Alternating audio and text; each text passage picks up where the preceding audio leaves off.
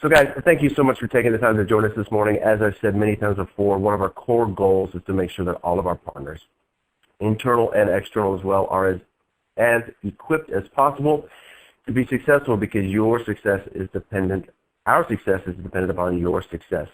So with that in mind, today we're going to share some great insights on our devices to provide you with that ongoing training, development, and support you need to help you win more, lose less, get deals done faster. We're informal. We like it, family style, so let's spark some interaction where we all learn from each other's best practices. We have one of our favorite presenters on today, one of our favorite internal SMEs, Gary Wilson from Product, on today to really walk us through some of the device concepts. And this, again, is a great opportunity for you to ask unfiltered questions and get great insights and feedback directly from the stars of our teams who can provide you with information you need. Speaking of stars, star one will bring you off of mute. And as you can see with the dialogue between me and Shannon Bruner and Shannon Oldani, the text box in the lower left-hand corner is monitored and activated throughout the whole presentation. So let's go ahead and dive into this and get started. Today, as kind of an extension of our hosted UC solution conversation, we need to think about what that interface looks like, what that terminal looks like, and how it supports and activates and brings to life the unique value propositions, feature functionality of the hosted UCaaS solution, and that's really centered around a conversation of the devices. So we'll look at our device selection options, look at our desktop phones, conference phones, as well as soft phones, and Gary's going to really leave us with insights and opportunities around installation and best practices for activation. At the end of the call, hopefully where we will land is a better ability to position the recommended Polycom devices over some of the others, given the seat selection you are providing to your clients, and you'll have a better ability to consult customers on really which best device aligns with their needs and is taken into consideration for their seat level that they've chosen as well.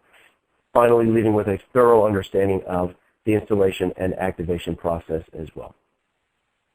So let's go ahead and bring on Gary Wilson. Gary Wilson is one of our star product managers. We have the great luxury of having him here in Frisco. He's a true team player, can answer just about any question on any network, any product, or in this case, any device-related conversation. So again, thank you for joining us. Questions, come off mute or put them in the lower left-hand corner. And let's go ahead and bring on Gary. Good morning. Good morning. All right, so let's kick this off. Let's kind of go through our device portfolio here. But the first thing I want to kind of go through is just sort of talk in general about, some of the reasons why, we select the handsets that we do. And when you think about it, the first interaction that a customer has with our service, and hence with what you're selling to that customer, is the device, right? They're going to pick up that phone, and they're going to have an instant, assessment of what they think of the service quality. So one of the things that we want to do is ensure that the devices that we have on offer are very high quality devices that they provide a great user experience. So we really look for devices that have a rich sound quality to them, much better than your typical desktop phone. And we also offer obviously some VoIP clients, but again, the nice thing about a hard phone device is when you are looking at your I use the Presence client all the time. I'm looking at status, and I see whether somebody's on the phone or not. But I instinctively just grab the phone to place a call. They're just easy, they're quick and convenient. Everybody knows how to use them. And the nice thing, of course, we do have that integration with our unified communications clients. So, and again, most people's desktops are pretty busy. I know mine is pretty crazy busy. And it's just, for me, grabbing the phone again, I'm not having to go click around trying to find my phone client and making calls there. And the other thing too, that with these phones, we always make sure that the devices that we choose have a good set of peripheral devices for them, wired, wireless headsets. I mean, those are key items to have for phone devices. Expansion modules for those clients that need a larger number of BLF keys and things like that, where they're trying to manage be an admin, for instance, for Office.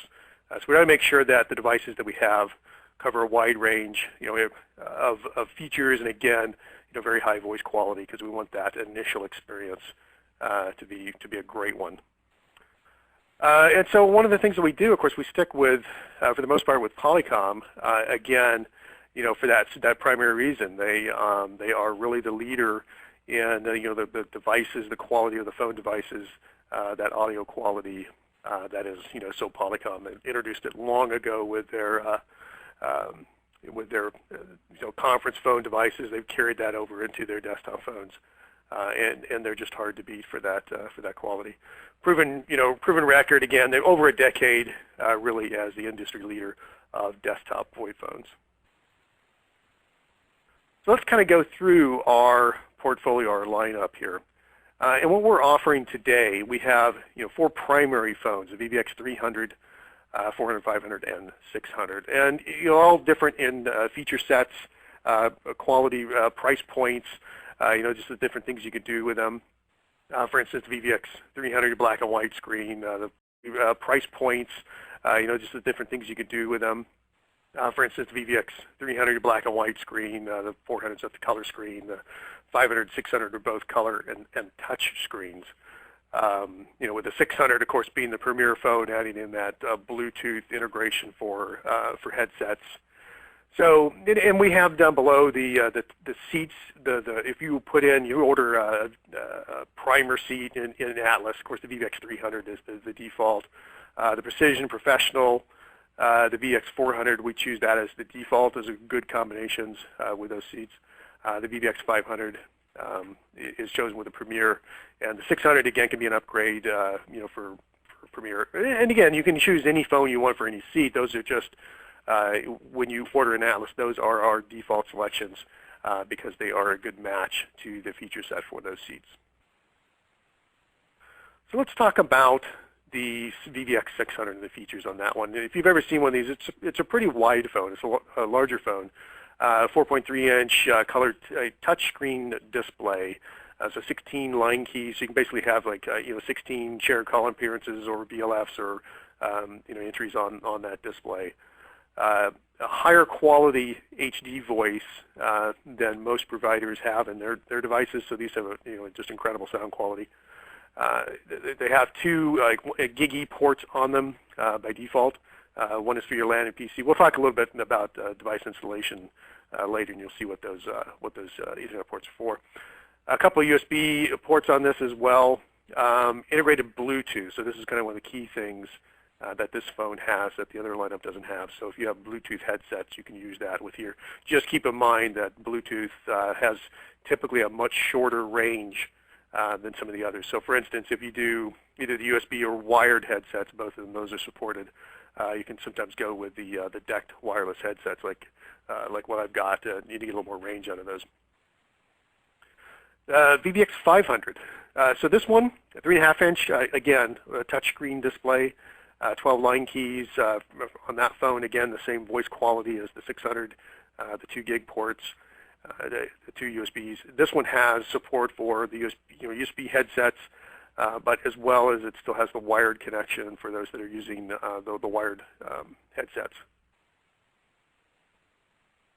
The VVX 400, so this is a 3.5-inch color display, so it's not a touchscreen. You'll notice that it supports 12 line keys like the VVX 500, but you'll see the buttons on, 6 buttons on either side of that display. So that's how you access the line keys.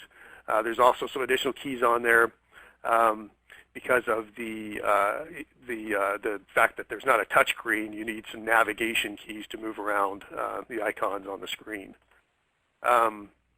Again, just the HD voice. It's still there's still a great sound on this phone. If anybody's heard these phones, they're much better than whatever else is in the industry. The VVX 400 by default, so this one is actually a 10100 phone. So we have the 410 phone as well. So when you're placing an order in Atlas and you need to order a gig phone, then what you'll choose is you'll choose the 410 rather than the 400. So make sure you do that if you know that customer has a gig network. Like we had a question there. So will SIP video be supported on the 500, 600 at some point? Coming soon. I don't have a date, but that is something that's on our plan for this year, and we will be working that in. The VVX 300, again, this is like the 400 in the sense that this is a 10100 phone. Make sure to order the 310 if you want the gig phone. Now this one is a black backlit grayscale LCD display, 6 lines or speed dial keys. So this is a pretty good generic desktop phone. And again, it's one of the things we pair with the primer seat, but you can also use it for the other seats as well. Great audio quality again, just throughout on that device. As far as additional peripherals that can be attached to these, we have the VVX Paper and the Color expansion modules. These can plug onto any of those devices. The VVX Paper has 40 programmable buttons on that one. The VVX Color actually has a total of 84 buttons, but what it does is it has 3 pages of 28 buttons. So you can see 28 line key information at any given moment, and you just page through that. You can support up to 34 shared call appearances and up to 50 BLFs using these devices. Now, I will caveat that by saying with any of these expansion modules, they do put an extra load on the phone in terms of the CPU horsepower required to handle that many, especially if you've got a busy office and those BLF indicators are going off all the time. The best option to choose for that is to pair it with a VVX 500. The 300 and the 400, they will work, but they do have some issues sometimes with just from their lower performance when handling higher BLF counts. And the newest phone that we've added to our lineup, this is the Grandstream DP715. So this is a wireless decked phone. The handsets themselves, one of the reasons these were added is they're battery sippers. This just has a backlit LCD display. They're lightweight, very compact design. The base, you'll see on the right, there's the handset plugged into that base. That base is actually has the power, the Ethernet connections to it. So that base will support up to 5 handsets. You can have up to 4 concurrent calls per base. So if you had 5 handsets, you could be on 4 different simultaneous calls. The talk time and the standby time conservatively rated at 10 hours of talk time and 80 hours of standby. The device does offer a full duplex speaker as well. It does not have a headset jack, so that would be the one main thing that the device does not have. It's also not PoE, and that's primarily due to the charger. So you'll have a power module to plug into this. So that's it for our desktop lineup. Are there any questions at the moment?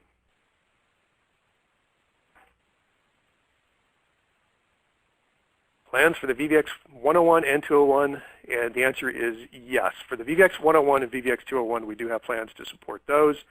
The VVX D60 we are looking at currently. We do have, the Grandstream as a decked offering.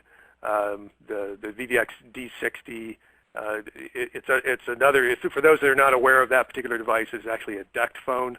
The only thing about that particular phone is that you do have to pair it with a VVX phone as a base.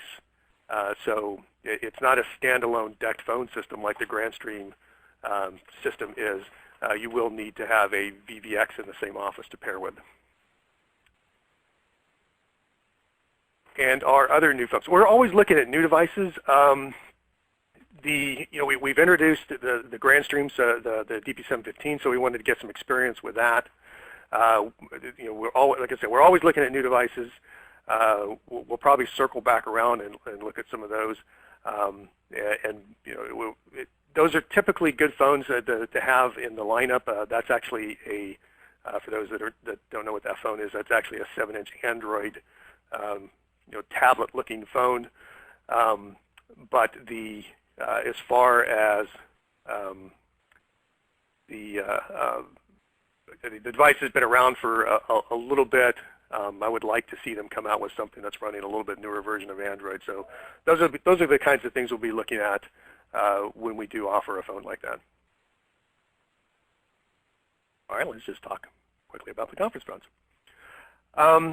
So again, sticking back to the Polycom conference phones, there's a lot of other conference phones out there, but these things have just been around forever. They're sort of the rock stars of the conference phone industry. I remember years ago, when people would have one of those in their desk, and you're just kind of jealous. Especially even the old analog ones, the sound quality on those over just a regular phone was just at that point was just amazing. So for anytime you're going in and you're doing a sale to a customer and they've got a conference room, make sure to try to position a conference phone for that. It just really kind of sets the stage for having them having a much better user experience when they're trying to have those conferences. You can really make sure that everybody in the room can be heard.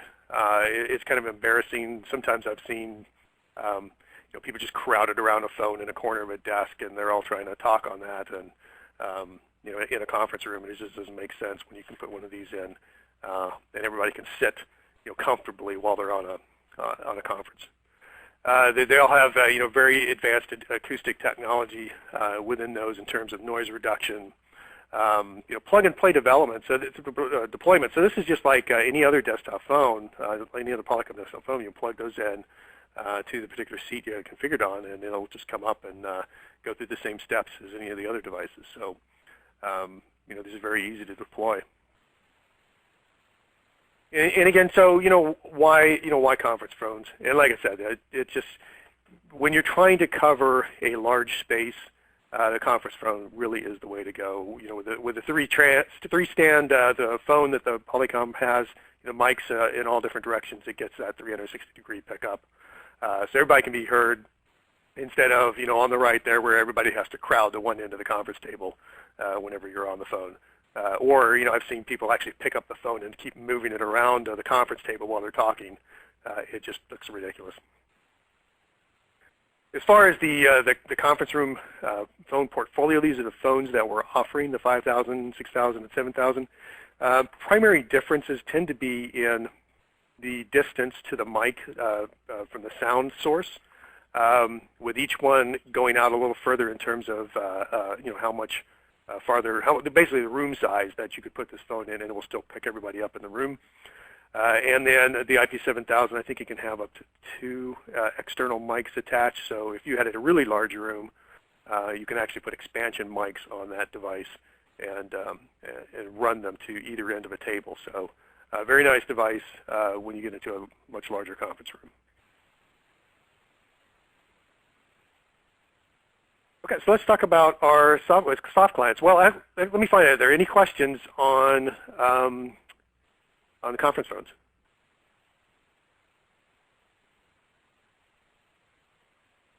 All right, and we'll just continue on. So as far as the soft clients, we offer our VI Presence, of course, our generic brand, the InCommand, for both Windows and Mac. So we have both of these brands available. This really is for getting that full UC integration between your hosted seat and your phone. These are available for Windows 7 and above, and the Mac OS X 10.7 and above.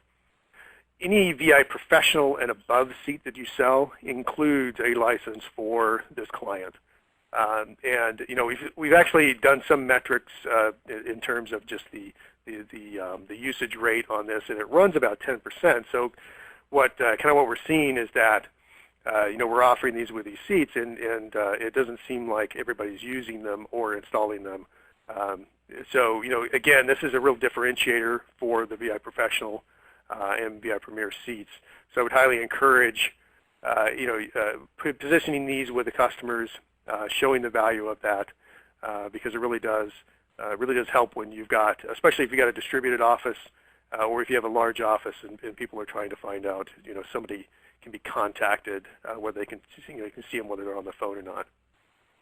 As well as, again, it has the full chat support. You can make calls from this device.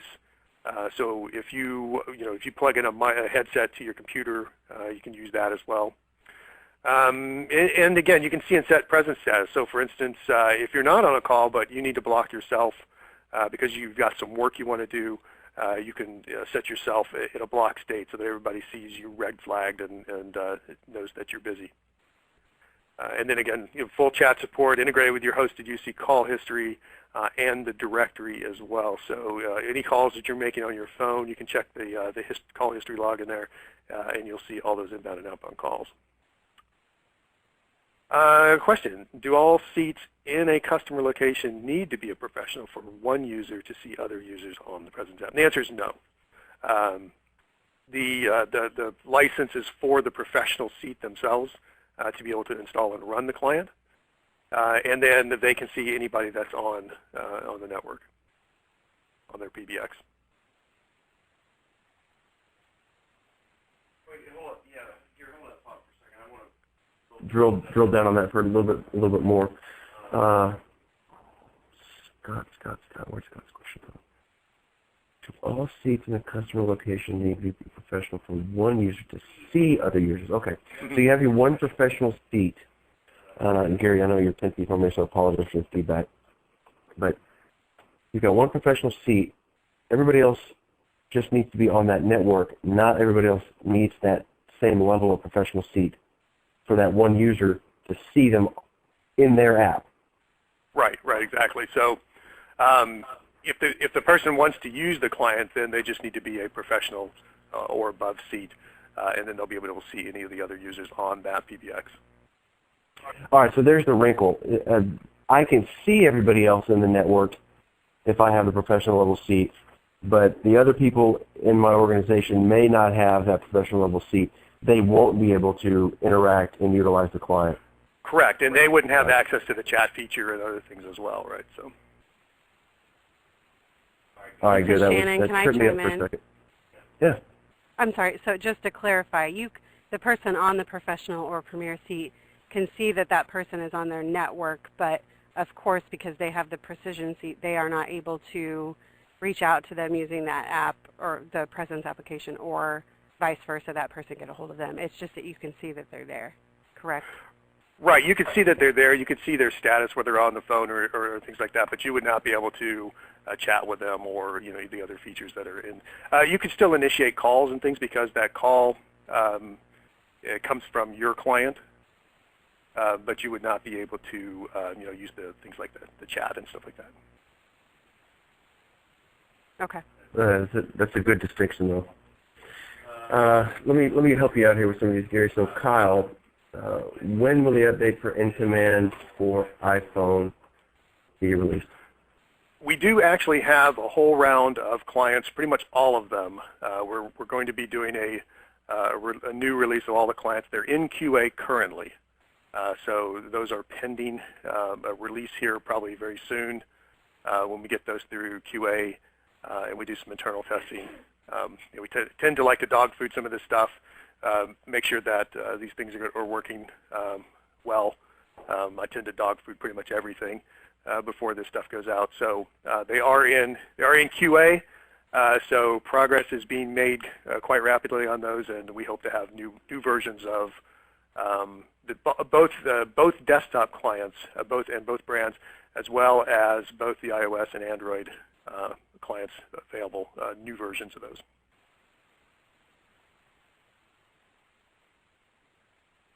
All right, Scott gave a little bit of feedback and said, yeah, it was a little bit more of a nuanced question he was asking, so I think we got that a little cleared up. Blaine, I haven't seen you on one of these calls for a while. Hope you've been doing well. Gary, help me nuance this one more time.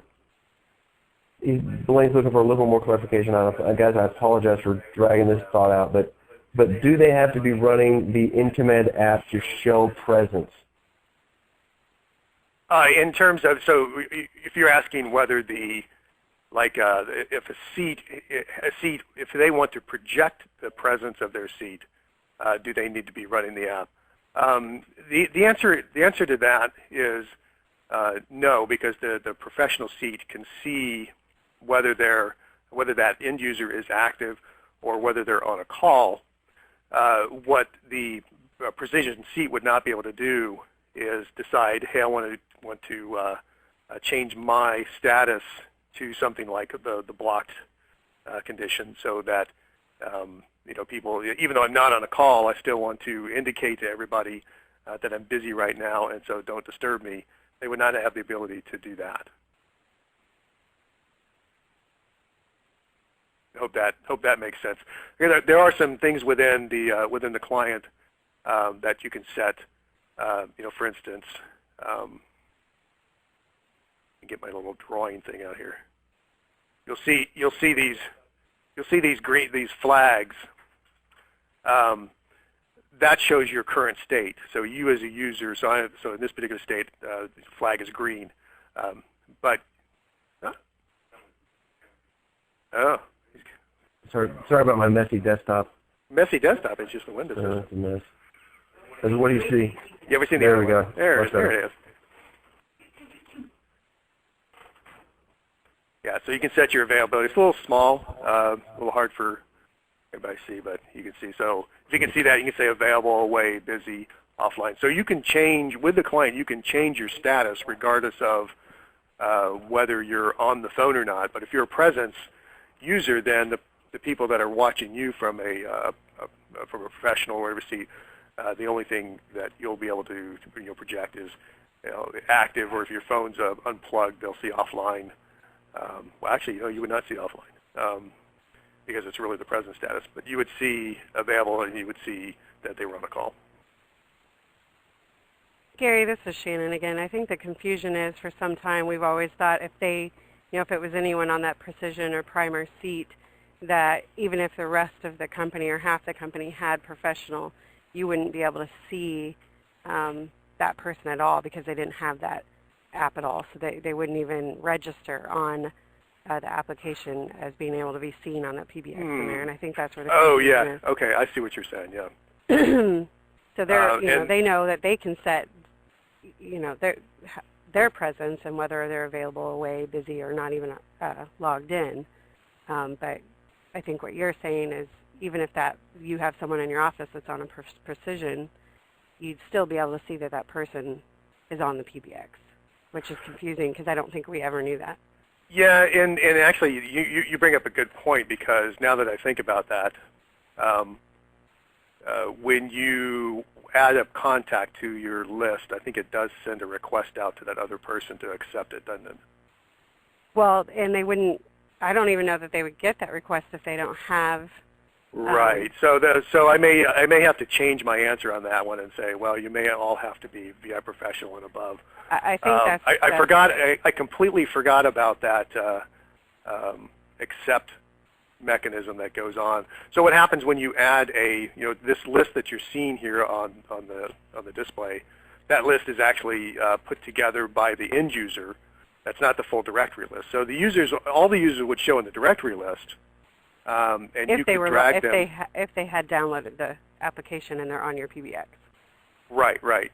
And then you could, if you drag them over here and put them into your contact, then that's right. It does actually send a request to that user to accept it. So in other words, it doesn't let you monitor an end user without their permission. You can see some of the gray ones that have the question mark. So those would be ones that were added, but were added, and then the other person on the other end has not accepted the request. So if you do that and you add them, that may be what happens. I would have to try that, but I may have to redact my statement. I think you do need to be VI professional above on any seat in which you want to be able to share. And let's clarify that. Be able to share presence status. Sorry for the confusion. That's okay. Okay? All right, I think we have thoroughly abused the concept of presence in the soft client. Okay. And then again, just like for the Windows and Mac, we have those available for Android and iOS. Those are available in the store. And again, we are introducing, like I said, new versions of these coming soon, just like we are with the desktop clients. And it does give you the same access in terms of being able to see presence status. This is a full VoIP client, so you can place calls with it as basically you bring this up on your mobile phone. When you're placing calls, you can place those as your business seat, so you'll project your business caller ID. You have features, calling features available to you that are available on the PBX. in terms of being able to transfer calls to extensions and things like that. So it really gives you a mobile extension of your desktop seat.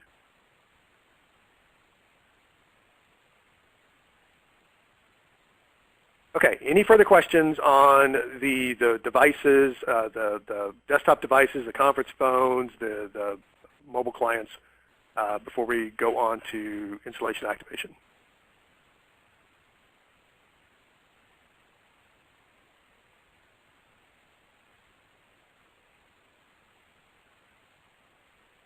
All right, let's continue on then. So from an installation standpoint, there's always a number of keys to getting a successful installation. When you go out and you're putting these desktop phones, especially onto a customer's network, there's a lot of things that you need to do to really kind of assess that customer's network. Things like doing an internet bandwidth, run a speed test. They're going to tell you what their bandwidth is. That may sound great. But if you've got a cable customer, you might want to test them between 3:30 and 5 on a weekday when all the kids get home from school, and that'll give you a real assessment of what that cable network is going to provide. The LAN assessment. We also have on our website, we've got the router list now. That so if you go check that list, go to that URL. That will give you a list of the naughty and nice routers that we've gone through and done some analysis on. We also have some recommendations in there for the ones that can be made to work. Well, we have suggestions in there about what to change on those particular routers to make that work with our service. It's very important, again, that you go map out and understand everything that's on on their customer's network. Make sure you're not putting these phones behind some kind of double NAT or something. And reviewing the LAN router config, the firewall config, they may have some all in one device, which the device is acting as both the router and firewall, or they have separate router and firewalls. So you may have to evaluate both of those and make sure that they don't have things like SIP LG turned up and other things that tend to interfere with VoIP traffic. So it's always a good idea to really get a good idea of what's on that network when these voice calls are routing, making sure you understand how that voice traffic is going from that phone out to the public network. Another thing that you can do too is, you've made the sale now, you're ready to go deploy to the customer site. A big recommendation, of course, is to basically just put the whole system together in your office, right? So you take those phones, go ahead and install them, activate them, test them, validate them, label the phones for the end users, do all the calling testing, test features, transfer, things like that. Do all that locally before you even go out to the customer site and install them. That will actually, help speed things up quite a bit. You're not really, fumbling around a little bit sometimes on the customer site trying to get things to work, unless, of course, there's still a LAN issue, right? But this way, you're walking out there with the phones all ready to go. You're just dropping them on desks, plugging them in, and validating, those things actually work. Chris has got a question in the lower left-hand corner. See if we can work our way through this. What are some of the protocols that maybe you can help with this? What are some of the protocols reports required for the in-command app? Chris has seen some issues in testing behind some firewalls, and Chris thinks they're usually related to presence and chat. Do you have any insights on that, Gary? Well, the client is using SIP RTP, SIP and RTP for the VoIP calling. So just like a desktop phone, it'll have all the same requirements around, the SIP LG and things like that to make the voice traffic work. You're talking about presence and chat. The presence feature, I believe, also uses SIP notifies. The chat uses XMPP. I don't remember what the ports and things are. That might be a good question for support to see if they, I know there's some ports that that it uses, but it's generally related to the XMPP protocols.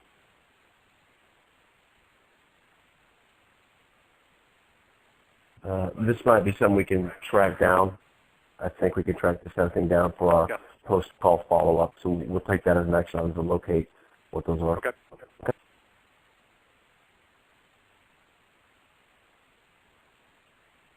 Now, as far as connecting the phones, it's pretty simple. You just plug in the Ethernet wire into the LAN switch. Now, one of the things you want to make sure that you're doing, of course, is whether you got a PoE switch or not. If you don't have a PoE switch, you do have the option when you are ordering the phones in Atlas to order the device with a power supply. So you'll see the devices. It'll be like VVX300 PoE, VVX300 PS. The PS versions of those devices, that's with the power supply, so you would not need a PoE switch at that point. If you do have the PoE switch, then make sure that, if you got like a switch like this picture where half the ports are PoE and half are not, make sure to plug it into the PoE side. And then you're just plugging it into the back of the phone. So this is the bottom of the phone when it flipped over. And you'll see there's two Ethernet ports there. There's the LAN port and there's a PC port. So you'll plug the switch into that LAN port. And then you'll plug the computer on the desk into the back of that PC port. Now again, this is where critical to understand what the customer's network is. Do they have 10/100 to the desktop? Do they have gig to the desktop? You don't want to be the one that walks in there and drops a 10/100 phone on the network, and they've got gig to the desktop, and the end users start complaining something happened to their bandwidth. So make sure that you understand what the requirements are with the PCs and the actual connectivity to the desktop. And then you just simply plug the power in for the phone, or of course it's PoE, you don't have to plug the power, it's provided by the network itself.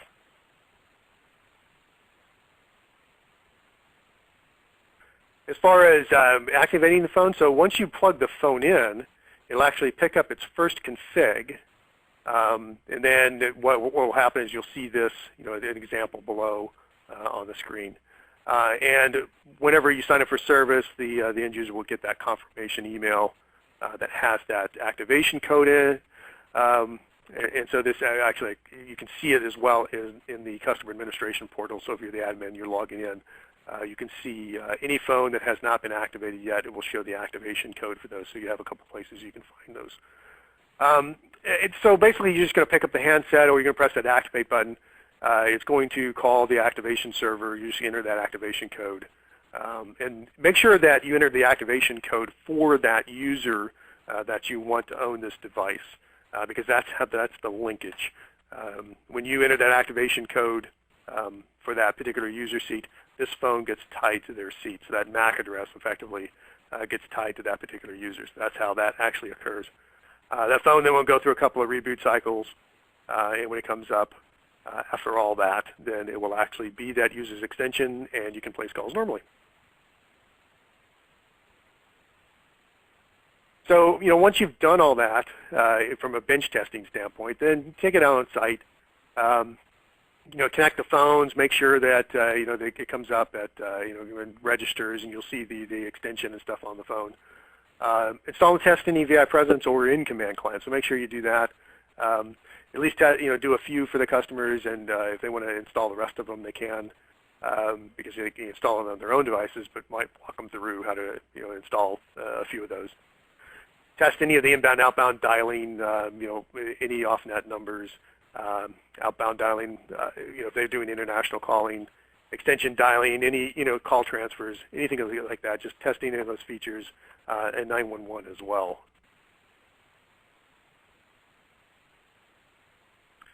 And this question has come up quite a bit. Why require activation? And this way, the phones are really coming to you secured, such that if they get misshipped or something, somebody else gets that phone, they can plug it in and immediately begin using the service. The other thing too is that the activation codes, they're not like a MAC address, right? So the alternative, of course, is that when you plug a device in, you need to know the MAC address. You're going to have to go to that user seat and specify that specific MAC address. This is just kind of a little bit more convenient way of plugging the phone in. You just enter the activation code of whichever user you want to have it, and then that device automatically gets paired with that particular phone and with that particular user as well. So you're not having to manually assign Macs to users. Okay, so we've reached the end of the presentation. So hopefully today, with Gary's insightful help, we have developed a better ability to position ANPI devices, these great Polycom devices, over other devices. We feel more confident in our ability to consult with our customers, and through this insight into the installation and activation process, we have a better understanding of how that process works. So Gary, thank you again for joining us. Post-call today, I've got a couple loose ends I need to tie up from some questions from Chris. We'll also provide today's presentations, the link to the webinar recording, some reference guides, and how-to videos as well. We'll look for some follow-up from us. Coming up, we have deal closing demos on the 3rd, best practices for the pre-sale assessment. This is, again, one of those really, really critical ones where we talk about what needs to be checked in the land, and then we dive into our customer lifecycle management process when it comes to Alice. So that's where our training roadmap, our WOW roadmap, will take us over the next few weeks. And that's it. Gary, thank you so much for calling in and helping us today. My pleasure.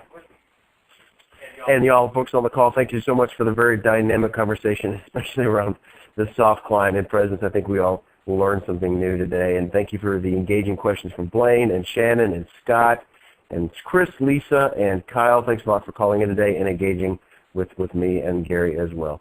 See you in a couple weeks. Bye-bye.